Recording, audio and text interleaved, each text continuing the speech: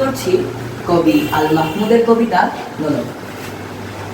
আমার মায়ের সোনার নলক হারিয়ে গেল শেষে, ব্যথায় খুঁজি কোথায় খুঁজি সারা বাংলাদেশে।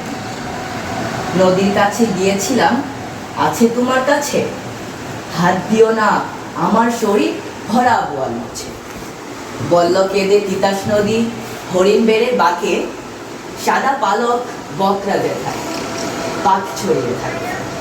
জল ছাড়িয়ে দল হারিয়ে গেলাম বনের দিক, সবুজ বনের হরিৎ চিয়ে গড়ের চিকমিক। বনের কাছে এই বিনতি, ফিরিয়ে দেবে ভাই আমার মায়ের গয়না নিয়ে ঘরকে যেতে চাই। কোথায় পাবো তোমার মায়ের হারিয়ে যাওয়া ধন? আমরা তো সব পাক পাখালি বনের সাধারণ। সবুজ চুলে ফুল পিঁধেছি, নোলক করি না তো। ফুলের গন্ধ চাও যদি নাও, হাত পাতো হাত পাতো। বলে পাহাড় দেখায় তাহার আহার ভরাবো, হাজার হরিণ পাতার ফাঁকে বাকিয়ে রাখে মুখ।